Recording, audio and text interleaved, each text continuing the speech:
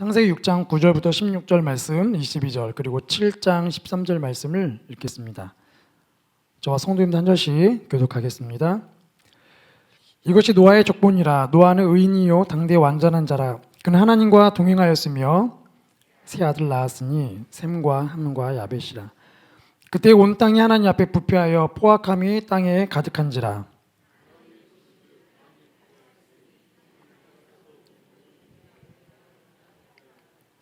하나님이 노아에게 이르시되 모든 혈육 있는 자의 포악함이 땅에 가득함으로 그 끝날이 내 앞에 이르렀으니 내가 그들을 땅과 함께 멸하리라. 너는 꽃베르 나무로 너를 위하여 방주를 만들되 역정을 그 안팎에 칠하라. 내가 만들 방주는 이러하니 그 길이는 300규빗, 너비는 50규빗, 높이는 30규빗이라. 거기에 창을 내되 위에서부터 한 규빗 내고 그 문은 옆으로 내고 상중하 3층으로 할지니라. 22절 같이 읽겠습니다. 노아가 그와 같이 하여 하나님이 자기에게 명하신 대로 다 준행하였더라. 우리 7장 13절 말씀도 함께 읽겠습니다. 그날에 노아와 그의 아들 셈, 함, 야벳과 노아의 아내와 세 며느리가 다 방주로 들어갔고. 아멘. 지금 한창 평창 올림픽이 진행 중에 있죠. 평창 올림픽을 이렇게 보다 보면 또 비단 평창 올림픽뿐만 아니라 이렇게 올림픽을 진행하다 보면 금메달 딴 순간 아나운서들이 힘차게 외칩니다. 뭐 장하다 내 딸, 장하다 내 아들, 이렇게 힘차게 외치죠. 그런 금메달 딴 소식들을 이렇게 듣다 보면 또 그 영상을 보면 감동의 눈물을 또 흘리게 되고 그 순간이 하루의 모든 노고가 씻겨지고 새로운 소망들이 우리 안에 새롭게 이렇게 태어나게 되죠. 그래서 어떤 분은 그 금메달을 분석하기를 금메달은 단지 한 사람의 영광인 게 아니라 그 금메달 하나가 나라를 살린다라고 또 평가를 합니다. 금메달의 위력이죠. 금메달 하나에 이 금메달 하나 때문에 남의 집 딸이 우리 집 딸이 되고 남의 언니가 다 우리 언니, 우리 누나가 되고 동시에 우리가 온 가족이 다 한 가족이 되죠. 그리고 심지어 그 금메달 딴 현장, 금메달 딴 그 순간 식당에서는 함께 식사를 하지 않는 옆 테이블 사람과도 막 껴안고 막 와 화이팅 외치면서 어떤 기분 좋은 사람 또 식당에서 한턱을 쏘기도 하고 이런 금메달 하나가 온 국민의 마음들을 또 온 국민들을 하나로 이렇게 묶어버리는 놀라운 능력이 있습니다. 우리 민족에게만 나타나는 이 특유한 이 대가족 연결고리죠. 금메달 하나로 모든 우리의 국민들이 한 가족으로 연결되는 특이한 현상입니다. 그런데 이런 대가족으로 연결되는 이런 현상들은 사실 우리나라만의 이 특징이 아니라 이 전 세계 모든 인구가 모든 나라 사람들이 원래는 대가족, 한 가족이었던 것이죠. 오늘 본문도 이 온 인류의 대가족이 하나로 시작되는 그 직전의 장면이 나타나고 있습니다. 요즘 한창 평창 올림픽 뉴스 소식이 들려서 그렇지 사실은 요즘 뉴스 보기가 참 불편한 시대 아닙니까? 뉴스를 보면 늘 안 좋은 소식들만 계속해서 나오고 있죠. 또 올림픽 끝나면 곧 나오게 될 그런 안 좋은 소식들이 막 지금 기다리고 있지 않습니까? 뉴스에서 이런 게 범죄 기사들, 안 좋은 기사들 나오면 어른들이 이런 말씀 많이 하시죠. 옛날에 정말 살기 좋았다. 옛날에 살기 좋았지. 지금은 살기가 너무 어렵다. 근데 정말로 옛날에 살기 좋았을까요? 오늘 성경 본문을 보면 그렇지 않다는 것을 저희가 보게 되죠. 오늘 11절부터 13절 말씀을 보면 지금 이 시대보다도 더 살기 어려웠던 그 시대의 모습을 아주 구체적으로 우리에게 보여주고 있습니다. 우리 11절부터 13절 말씀을 같이 읽겠습니다. 시작. 그때 온 땅이 하나님 앞에 부패하여 포악함이 땅에 가득한지라. 하나님이 보신즉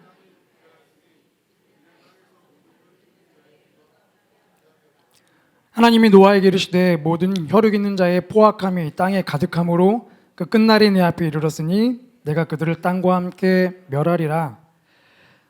하나님께서 그 당시 그 땅의 상황을 말씀하시되 그 땅이 심히 부패했다. 땅에 있는 모든 혈육, 모든 인간들이 그 마음에 계획을 하되 악한 계획을 하고 있다.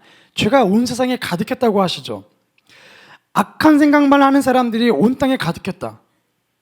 옆에 있는 분이 지금 우리를 향해서 어떤 악한 생각을 품고 있다고 생각하고 이 예배가 끝나면 그 악한 생각을 실행에 옮긴다고 생각해 보면 얼마나 이 땅이 살기가 싫은 세상이 되겠습니까? 집에 돌아가면 가족이 어떻게든 우리에게 악한 것을 회꼬질하려고 준비하고 있다. 집에 들어가기가 싫죠. 그런 사람들이 가득한 일터 가기가 싫습니다. 그만큼 그 당시에는 그런 죄로 가득했던 땅이라고 소개하고 있죠. 지난주 구정 명절이었죠. 구정 명절 고향 집에 하루 갔다 오고 나서 집에 돌아왔는데 음식 쓰레기를 버리지 못해서 이제 버리려고 음식 쓰레기통을 들고 나갔습니다. 그리고 이제 뚜껑을 열고 음식 쓰레기를 버리려고 봉지를 뒤집은 순간 음식 냄새가 아니라 썩은 냄새가 확 풍기더라고요. 야, 이거 고양이도 못 먹겠다 싶더라고요.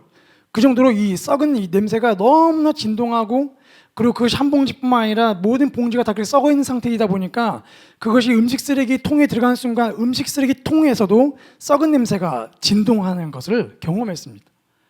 그만큼 그 당시에는 이런 썩은 냄새가 한 곳에서만 가득한 게 아니라 온 땅이 다 썩었다는 것이죠. 부패한 냄새가 가득할 정도로 그 시대는 너무나 살기 어려운 시대였습니다.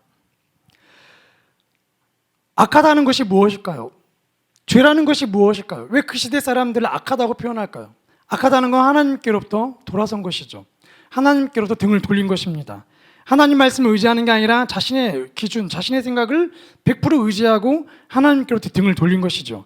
심지어 어른들뿐만 아니라 어린이, 청소년, 너나 할 것 없, 남녀노소 모두가 하나님께로 등을 돌려버린 그런 죄악에 가득한 시대였죠. 모든 세대가 하나님을 떠나버린 악한 시대였습니다. 그렇기 때문에 그 포악함과 그 악함을 보시고 하나님께서 심판을 결심하신 것이죠. 그런데 그런 이 죄악 가득한 어두운 그 땅 가운데에 밝게 빛나는 사람이 있습니다. 바로 노아의 가족이죠. 9절 10절을 보면 노아를 소개하되 의인이고 당대의 완전한 자였다, 하나님과 동행하는 자였다라고 소개합니다. 어두울수록 더욱 뚜렷하게 빛나는 것이 크리스찬의 삶이죠. 노아의 삶이 바로 그런 삶이었죠. 모든 시대에 대비된 노아 한 사람의 모습이 하나님과 동행하는 사람이었다라고 소개가 되고 있습니다. 하나님과 동행한다는 건 그저 이렇게 연인과 함께 낭만적으로 동행하는 것이 아니죠. 적극적으로 세상의 기준과 가치관에 대해서 내가 정면 대응하겠다라는 결심입니다. 그 물결을 거슬러 올라가겠다라는 결심이죠. 쉽지 않습니다. 직장에서나 일터에서나 가정에서든 어디에서든 숨겨져 있고 합리적인 그런 세상의 기준들이 얼마나 우리를 유혹합니까? 모두가 그렇게 하기 때문에 우리는 그렇게 해도 괜찮다라는 것이죠. 이 시대 속에 가득한 하나님의 가치관, 세상의 가치관을 거슬러 올라가서 하나님의 가치관으로 살아간다는 건 너무나 큰 믿음의 도전입니다. 그러나 노아를 설명하기를 노아는 하나님과 동행하면서 세상의 가치관을 향해 거슬러 올라갔던 사람이라고 소개하고 있습니다. 그 정도로 세상의 모든 그 시대가 악한 시대였다는 것이죠. 그래서 그 시대를 향해서 하나님이 이런 무서운 계획들을 하지 않습니까? 우리 13절 말씀을 같이 읽겠습니다. 시작. 하나님이 노아에게 이르시되 모든 혈육 있는 자의 포악함이 땅에 가득함으로 그 끝날이 내 앞에 이르렀으니 내가 그들을 땅과 함께 멸하리라. 심판하시겠다는 겁니다. 홍수로 심판하시겠다는 거죠. 썩어 빠진 부패한 모든 것들을 물로 깨끗하게 씻어 버리겠다는 겁니다. 수산시장에 가면 작은 홍수의 모습들을 이렇게 볼 수 있죠. 홍수 심판들. 회를 사고 회를 이렇게 떠면 그 도마에 생선에 이제 내장들 이렇게 뼈들 이렇게 좀 남아 있지 않습니까? 그러면 회를 뜨신 분이 작은 홍수 심판을 통해서 그 도마를 깨끗하게 씻어버리죠. 호스를 꺼내서 물을 들고 깨끗이 한 번에 쫙 씻겨버립니다. 깨끗하게 씻겨진 곳에 또 하나의 생선을 올려놓고 또 회를 뜨기 시작하는 거죠. 이런 작은 홍수의 모습을 거대하게 생각해 보면 참 무서운 모습이죠. 온 세상에 물로 한 번에 휩쓸려 간다는 거 너무나 무서운 모습입니다. 시체가 가득한 곳을 생명력 넘치는 곳으로 바꾸신 이 홍수의 심판. 근데 이 심판을 바꾸어 표현해 보면 부흥이라는 단어로 표현해 볼 수 있죠. 하박국 3장 2절을 보면 부흥이 처음이자 마지막으로 그 단어가 등장합니다. 부흥이라는 건 죽었던 것이 되살아나고 잃어버렸던 능력을 다시 회복한다는 것이죠. 부흥, 다시 되찾는 것입니다. 다시 되찾는다는 것은 돌아갈 것, 돌아가야 할 곳, 돌아가야 할 것이 있다는 것이죠. 다시라는 단어를 쓰기에 합당한 그 무엇인가가 있다는 것입니다. 그곳으로 돌아가는 것이, 그곳으로 회복되는 것이 부흥이라는 것이죠. 그래서 부흥은 결국은 돌아가야 할 곳, 바로 하나님과의 친밀함이 있고 하나님이 가장 기뻐하셨던 그 세상의 모습, 바로 이 에덴의 모습입니다. 그런 의미로 보면 지금 우리 이 시대도 심판의 시대로 가고 있는 게 아니라 부흥의 시대로 가고 있죠. 예수님이 재림하시는 그날 마지막 에덴이라 불리는 새하늘과 새 땅이 임하는 그날을 향해 이 시대는 계속해서 가고 있습니다. 아무리 악한 사람들, 수많은 죄인들이 하나님을 향하여 등을 돌린다 할지라도 이 시대는 심판을 향해 가면서 동시에 부흥을 향하여 가고 있는 것이죠. 또 그 악한 시대 가운데 하나님께서 그 세상을 완전히 시간을 멈춰버리는 것이 아니라 노아라는 한 가족을 남기시고 노아를 통해 새로운 민족을 다시 이어가시겠다라는 그 계획, 그것처럼 오늘 이렇게 악한 시대 가운데서도 시간을 하나님께 구별하여서 예배하러 모인 분들, 또 이렇게 수요일 저녁에 하나님께 예배하러 모인 분들, 바로 이런 성도님들이 있다는 것 자체가 하나님께서 이 시대를 향하여 부흥을 준비하고 있다는 또 하나의 증거이죠. 그렇기 때문에 오늘 예배를 드리고 있는 우리의 각자의 삶, 우리 각자의 이 인생은 하나님께서 부흥을 준비하고 있다는 또 하나의 증거이기도 합니다. 아무리 대한민국에 크리스찬이 줄어들고 있고 교회들이 무너진다 할지라도 오늘 예배를 드리고 있는 한 사람이 있다면, 이 시대를 향해 하나님 향해서 눈물로 기도하는 한 사람이 있다면 그 시대는 심판의 시대이지만 동시에 부흥의 시대로 가고 있다는 증거이죠.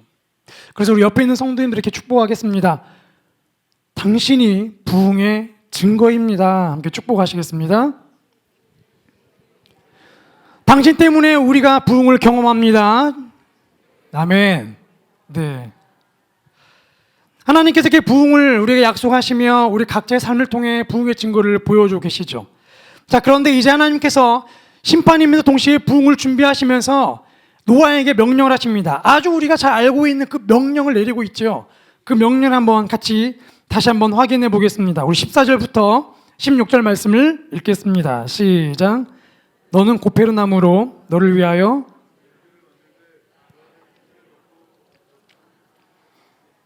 내가 만들 방주는 이러하니 그 길이는 300규빗, 너비는 50규빗, 높이는 30규빗이라. 거기에 창을 내되 위에서부터 한 규빗에 내고 그 문은 옆으로 내고 상중하 3층으로 할지니라. 아멘. 이제 곧 3월이 되면 우리 구리 아톨에서도 노아 방주를 전시한다고 하더라고요. 노아 방주를 실제 크기로 만들어서 전시한 사람들이 몇몇이 이 지구상에 지금 존재하고 있죠. 네덜란드에서도 어떤 사람이 노아 방주를 실제 사이즈로 제작해가지고 호수에 띄웠죠.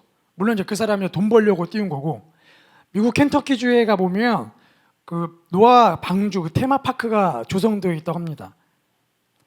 실제 성경에 나와 있는 길이들을 지금의 단위로 환산하여서 실제 나무들로 방주를 그대로 만들었죠. 길이가 뭐 155m, 축구장의 1.5배 크기이죠. 높이는 15m, 보통 7층 건물의 높이입니다. 폭은 약 25m. 그래서 큰 방주를 만들어 놓고 그 안에 그 동물들 이렇게 조각들 넣어놓고 아이들이 실제로 들어가 보고 그 높이도 보고 각 칸들의 방들을 보면서 또 3층 구조로 이렇게 올라가면서 노아 방주가 실제로 얼마나 컸는지를 이렇게 볼 수 있는 곳이지요. 이거를 제작하는 데만 해도 209억 원, 200억 원이 들 정도로 엄청난 나무들을 그 가운데 쏟아부었습니다. 근데 이 노아 방주를 건설하는 장면을 보니까 타워 크레인으로 나무를 이렇게 들어 올려가지고 조각조각 이렇게 하나씩 이렇게 올리더라고요. 근데 노아 당시에는 타워 크레인이 어디 있겠습니까? 그 나무들을 다 하나하나 베어서 그거를 직접 들고 와서 하나하나 맞추는 작업들이 얼마나 오래 걸렸겠습니까? 그래서 하나님께서 노아에게도 방주를 지을 수 있는 시간을 120년이라는 시간을 주시죠. 120년 동안 노아가 방주를 만드는 겁니다. 그런데 여기서 잠깐 이제 우리가 하나씩 상상을 해볼 건데, 노아가 600살이 되었을 때에 홍수가 일어났죠. 그리고 홍수 경고는 120년 전에 임했습니다. 그럼 노아가 홍수 경고를 받았을 때에는 나이가 480세였죠. 근데 노아가 480세일 때는 자녀들이 없었습니다. 500세에 자녀를 낳았기 때문에 자녀를 낳기 전이죠. 그러면 노아하고 아내만 지금 400년을 지금 같이 살고 있었던 거죠. 살고 있다가 어느 날 노아가 와서 아내에게 말하기를 하나님의 음성이 나에게 임했다. 방주를 만들래. 100년 뒤에 홍수가 임한다네. 이 이야기를 들었을 때에 노아의 아내의 반응은 어떠했을까요? 오늘 이 수요 부흥 예배가 끝나고 남편이 집에 오시더니, 여보, 하나님께서 기도하는 가운데 말씀하시고 집 팔고 선교지로 당장 떠나러 가시네. 애들 학교 그만두고 당장 떠납시다. 그러면 어떤 분이 할렐루야 하나님 만나셨고 이런 분은 없지요. 당신이 미쳤냐고, 그 음성 확실한 거냐고, 내일 목사님 만나러 가자고, 이런 반응들이 나오는 게 당연한 반응입니다. 뜬금없는 반응이죠. 지금 세상은 잘 돌아가고 있는데 갑자기 웬 홍수 심판이며 또 무슨 방주를 만든, 방주도 그냥 조그마한 보트도 아니고 엄청난 사이즈인데 그걸 또 우리가 어떻게 만들 것이며, 난 또 여자고 당신은 또 400살이었는데 이걸 어떻게 만들 것이며, 황당무계한 소식이죠. 그런데 아마도 노아가 아내와 함께 나중에 방주에 들어간 걸 보면 이 노아의 그 남편의 말을 신뢰하고 이제 방주를 같이 지었던 것 같습니다. 방주를 짓기 시작하면서부터 그들의 가정 가운데에 험난한 핍박이 시작되죠. 주변 사람들이 노아를 향해서 얼마나 손가락질했겠습니까? 아내를 학대한다는 둥, 정신이 돌았다는 둥, 또 그 소문들이 온 마을에 퍼지면서 노아는 왕따를 당했을 것입니다. 그 집안은 욕먹고 비난받고 조롱받고 멸시받는 집안이 되었을 겁니다. 또 죄악이 관영했기 때문에 그 조롱에 대한 비난의 강도는 더 거셌겠죠. 또 아마도 노아의 그 아내, 그 친정집에서 얼마나 또 그 반대가 있었겠습니까? 정신 차려라. 심지어 뭐 이혼하라는 그런 요구도 없지 않았겠습니까? 그렇게 해서 20년을 버티고 나서 500세가 되었을 때 또 자녀들이 태어나기 시작하죠. 큰아들 야벳이 태어납니다. 셈이 태어나고 막내아들 함이 태어납니다. 성경에 셈, 함, 야벳이 나오지만 성경에 나오는 나이를 잘 계산해 보면 야벳이 큰아들이죠. 야벳이 먼저 태어나고 그리고 셈이 태어나고 야벳이 줄줄이 태어났습니다. 그런데 이 아들들도 처음에는 뭐 재밌었겠죠. 아빠가 이거 방주를 진동하니까 똑같이 망치 들고 와서 땅땅땅 때리면서 재밌게 나무도 뭐 날르고 조그만 나무도 껴보고 재밌게 놀았겠죠. 하지만 이 아이들이 사춘기가 되었다고 생각해 보시면 과연 그것이 이제 낭만적인 보트짓기의 놀일까요? 그렇지 않죠. 사춘기가 되기 시작하면서 이성의 눈이 뜨기 시작하고 주변의 세상을 보기 시작하고 자기 가정과 비교하는 눈이 열리기 시작한 순간 아들입니다. 아들. 새 아들 안에 일어난 그 이 반항들을 그 부모가 어떻게 쉽게 감당할 수 있었겠습니까? 또 주변의 친구들이 아들들에게 다가와서 야, 니네 아빠 미쳤나 봐. 또 주변의 사람들은 아들을 또 학대한다는 등, 왜 저 가정에 제 애들이 태어나서 제 애들을 살려야 한다는 등 얼마나 많은 그런 비방들이 그 가정에게 가득했겠습니까? 아버지를 잘못 만나처럼 고생한다는 등 아마 그 새 아들도 방주를 짓는 과정이 쉽지는 않았을 겁니다. 하지만 꾸역꾸역 방주를 짓기 시작하죠. 많은 부모님들이 이미 경험했고 또 앞으로 경험하시겠지만 자녀들이 사춘기가 되어서 세상과 이성의 눈을 뜨기 시작한 그 순간 그 아이들은 더 이상 인간이 아니죠. 짐승으로 바뀌어버립니다. 부모와 반대하기 위해서 결정한 것처럼 계속해서 세상으로 막 빠져나가죠. 부모의 손을 벗어납니다. 안전지대를 벗어나서 더 낭떠러리를 향해 달려가는 이 청소년 친구들, 그 친구들이 이 시대의 우리의 자녀이고 그 친구들이 노아의 시대의 그 자녀들이었다면 노아의 마음이 얼마나 힘들었겠습니까? 이제 그 아이들이 사춘기를 지났습니다. 무사히 사춘기를 지났고 이제 결혼할 시기가 되었죠. 결혼하겠다고 어느 날 여자들을 데려왔습니다. 근데 그 여자들이 그 집안에 와보니 난리가 아닙니다. 시아버지는 방주를 짓겠다고 계속 나무를 메고 있고 나무를 땅땅거리고 있죠. 아들들도 아침에 눈을 뜨면 밤 될 때까지 계속 방주를 짓고 있죠. 이미 그 집안은 그 마을에서 이미 유명한 가정, 유명한 집안입니다. 못돼 먹은 집안, 망할 집안이죠. 근데 그 집안에 결혼하러 오겠다고 하는 그 며느리들도 참 이상한 사람들입니다. 뭘 믿고 그 집안에 결혼하러 올까? 그 며느리들의 부모님은 과연 무슨 생각으로 그 딸들을 그 집에 시집을 보냈을까요? 그 딸들을 뭐 포기하지 않은 이상 그 딸들을 그 집에 시집 보내는 건 참으로 쉽지 않은 결정이죠. 너랑 인연을 끊자, 족보에서 네 이름을 파버리겠다, 뭐 이런 결단이 아닌 이상은 그 딸이 그 집에 가서 뻔하게 고생할 건데 어느 누가 귀한 딸을 그 집에, 그 욕먹는 그 집에, 망해가는 그 집에, 정신병 걸린 그 집안에 시집을 보낼 수 있겠습니까? 그런데 결국 노아가 방주를 지었죠. 노아가 방주를 지었다라고 하는 그 짧은 문장 속에 그 사이사이의 상황을 생각해 보면 이렇게 쉽지 않은 상황들입니다. 그럼에도 불구하고 성경은 이 노아가 방주를 짓는 사건에 대해서 정확하게 두 개의 문장으로 그 결말을 선포하죠. 우리 22절 말씀을 같이 읽겠습니다. 시작. 노아가 그와 같이 하나님이 자기에게 명하신 대로 다 준행하였더라. 수많은 비난에도 불구하고 수많은 핍박에도 불구하고 결국은 방주를 다 지었습니다. 더 놀라운 사실은 7장의 13절에 나와 있는 말씀이죠. 함께 읽겠습니다. 시작. 곧 그날에 노아와 그의 아들 셈, 함, 야벳과 노아의 아내와 세 며느리가 다 방주로 들어갔고, 뭔가 비난에도 불구하고 방주가 완성되었는데 더 큰 비난에도 불구하고 노아와 아내뿐만 아니라 그 아들들, 그리고 완전히 딴 문화에 살고 있었던 그 며느리들까지도 방주에 들어갔다라고 기록하고 있습니다. 아들들 입장에서는 세상으로부터 그렇게 욕먹는 아버지의 모습이죠. 그렇게 욕먹는 아버지가 없을 정도로. 하지만 그 욕먹는 아버지를 신뢰하면서 그 아버지가 들었던 하나님의 음성을 신뢰하면서 방주로 들어갔습니다. 그 며느리들 또한 그 아버지를 신뢰하는 자신의 남편들을 보면서, 그리고 하나님 앞에서 늘 말씀에 반응하는 그 시부모를 보면서 똑같이 방주에 따라 들어갔죠. 쉽지 않은 여정, 120년이라는 시간 동안 그 온갖 핍박 가운데서도 어려움 가운데서 세상을 거슬러 올라가서 결국은 노아의 그 방주에 이르게 되고 구원의 여정에 들어가게 되었던 이 모습을 보면서, 만약에 우리가 노아였다면, 그리고 우리가 그 노아의 입장에서 우리의 자녀들에게, 또 우리의 가정에 있는 식구들에게 이 방주를 짓자고 말을 할 때에, 하나님께서 이것을 지으라고 말씀하실 때에 과연 우리의 가정의 구성원들은, 우리의 가족들은 어떠한 반응을 보일까요? 쉽게 그 말에 동의하고 당장 내일부터 모든 직장을 때려치고 방주를 짓기 위해서 나무를 알아보러 다닐까요? 아니면 오늘은 피곤한 것 같아, 좀 잠을 자, 권면하고 내일로 또 연기할까요? 또 우리가 그런 하나님의 계시를 나눌 때에 우리의 자녀들은 또 어떻게 반응하고, 또 우리 주변에 있는 다음 세대들은 어떻게 반응할까요? 솔직히 참 믿기가 어렵습니다.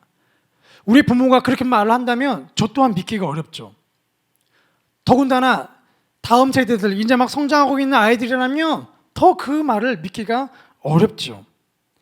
하나님을 못 믿는 것이 아니라 그 부모의 말을 믿기가 어려운 것입니다. 2015년도에 몇몇 서울과 인천 있는, 또 안산에 있는 몇몇 대형교회를 중심으로 주일학교 인원수를 저희가 조사를 했었습니다. 2015년, 2009년부터 2015년까지 주일학교 인원수를 쭉 저희가 조사를 해봤는데, 서울에 있는 대형교회 그 주일학교 인원수가 2,700명이었던 교회가 2015년 6년도에는 1,700명, 1,000명으로 감소를 했죠. 인천에 있는 큰 교회도 3,300명이라는 아이들이 모이는 주일학교가 6년이 지난 뒤에 2,300명으로 1,000명이 훅 떨어졌습니다. 안산에 있는 큰 교회도 4,900명이라는 주일학교 인원수가 3,800명으로 뚝 떨어졌죠. 떨어지고 있는 그 숫자는 저희가 조사하던 그때에도 계속해서 당시에 떨어지고 있었습니다. 6년 만에 1,000명의 인원수가 줄어든 거, 물론 사회적으로 저출산이 있기 때문에 줄어든다고 생각할 수 있지만, 사회적으로 나타나고 있는 출산율을 비교해보면 또 마냥 그렇지는 않죠. 우리 장로교 통합지 교회학교 인원수에 대한 조사 추이도 보면 2015년도에 조사한 내용인데요, 10년 동안, 2005년부터 10년 동안 주일학교 인원수를 보면 주일학교 인원수는 34%가 감소했습니다. 그런데 주일학교 밖에 있는 학년기 초등학생들의 그 출산율에 따른 감소율을 보면 34% 동일하죠. 이게 초등학생들 아이들이 출산율이 떨어진 만큼 주일학교 아이들도 떨어진 겁니다. 근데 문제는 중고등학생이죠. 모든 중고등학생들이 10년 동안 그 학생들의 인구수가 떨어진 이 출산율 감소가 0.5%였는데 교회학교에 있는 중고등수는 12%가 떨어진 겁니다. 그러니까 초등학교 아이들이 초등학교 때는 엄마 손잡고 교회에 나오긴 하지만 이 친구들이 이제 사춘기가 되면 6학년, 5학년, 6학년이 되기 시작하면 세상에 눈을 뜨기 시작하면서 중학교로 올라오면서 그 아이들이 대거 빠져나가기 시작하는 거죠. 그리고 그 아이들이 대학부로 올라가는 인원수 또한 급격하게 줄어드는 것이 지금의 현실입니다. 그럼 학생들이 왜 교회 안 나오냐? 중고등학생들이 왜 교회 안 나오냐? 조사를 해보니까 25%가 주일학교 아침에 학원을 가기 때문이라는 겁니다. 학원을 가기 때문에. 그런데 그 아이들이 학원을 가기 원해서 갈까요? 단 한 명도 학원을 가고 싶어서 가는 친구들 한 명도 없습니다. 다 부모님이 보내기 때문이죠.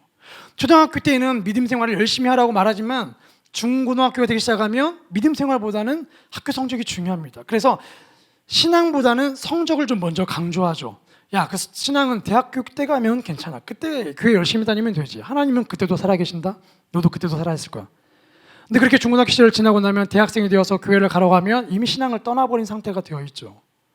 그래서 중고등학생들이 점점 교회를 떠나기 시작하고 설사 교회 온다 할지라도 교회에서 재미를 못 느끼고 엄마 아빠 눈치를 보느라고 왔다가 또는 교회 앞에서 왔다가 들어간 척 하다가 뒷문으로 빠져서 도망가고 교회 끝난 시간 맞춰서 교회에 들어와서 엄마와 함께 집에 가는 일들도 빈번하게 발생합니다. 학생들이 교회를 떠나는 이유는 성적 때문이지 않죠. 사실 학원을 가기 때문에 교회를 못 오는 것도 있지만 사실 그 근본 이면에는 부모의 말을 신뢰하지 못하기 때문입니다. 교회에서는 저렇게 신앙생활을 열심히 하고 있는 이 교회의 언어는 화려하지만 집에 들어오면 이 가정의 언어는 교회 언어는 완전히 180도인 이런 부모님, 엄마 아빠를 보면 교회에 나가고 싶어 하지 않지요. 이것이 실제로 중고등학생들의 모습이고 저희들이 만나고 있는 저희들이 볼 때의 중학생, 고등학생들의 모습이 바로 이런 고민들로 살아가고 있는 것이죠. 그렇기 때문에 영적 부흥이 이 세대 가운데서 나타나지 않는 이유는 다른 어떤 것이 아니라 우리 기성세대 안에 이 영적인 부흥을 맛보지 못했기 때문입니다. 하나님께서 말씀하신 대로 이 세대를 거슬러서 노아의 방주를 짓는 믿음의 도전을 해야 하는데 감히 그 도전을 못하는 것이지요. 방주를 지어야 하는데 조그마한 보트 한번 만들어 보는 겁니다. 점점 타협하기 시작하는 것이죠. 그 모습을 우리 자녀들은 두 눈으로 뚜렷하게 보고 있고 그렇기 때문에 부모의 앞뒤가 맞지 않는 신앙을 보면서 신앙에 대한 회의감을 갖는 것이 우리의 현실이죠. 그렇기 때문에 우리 안에 다음 세대에게 전해줄 부흥의 씨앗이 점점 메말라가고 있는 것입니다.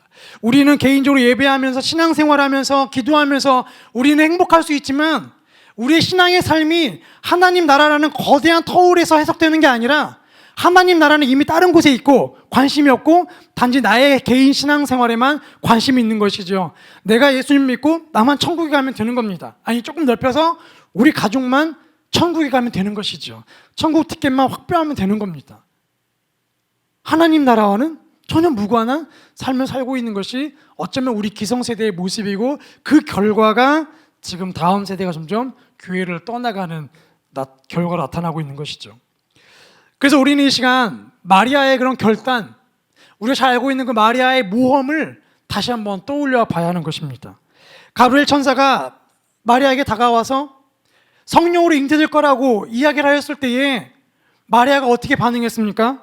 누가복음 1장 38절을 보면 이렇게 반응을 하죠. 함께 읽겠습니다. 시작. 마리아가 주의 여종이니 말씀대로 내게 이루어지이다. 천사가 떠나가니라. 주의 말씀대로 내게 이루어지이다. 아니 정상적으로 아기가 태어나면 안 됩니까? 이게 알려지면 돌 맞아 죽는 게 지금 세상의 가치관인데 세상의 가치관을 뛰어넘어서 이 율법인데 왜 하나님은 율법을 거슬러서 왜 이상한 방식으로 일하시냐고요. 정상적인 방법으로 역사하면 안 됩니까? 따질 수 있죠. 하지만 철이 없었던 건지 아니면 정말 믿음이 강했던 건지 말씀대로 내게 이루어지옵소서 과감하게 믿음의 도전을 하고 있죠.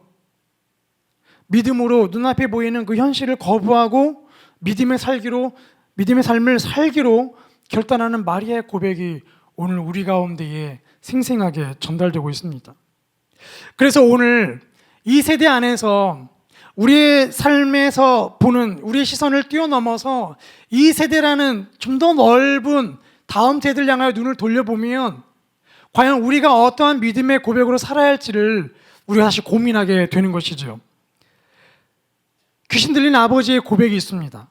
예수님께서 변화산에서 변화산 사건을 경험하시고 엘리야와 모세와 함께 교제하시고 그 빛나는 모습으로 변화산 내려오신 이후에 제자들이 아버지가 귀신 들린 자녀를 데리고 왔을 때에 제자들이 귀신을 쫓아내지 못하고 있는 그 상황 속에서 귀신 들린 아버지가 예수님 앞에 나와서 이렇게 이야기를 합니다.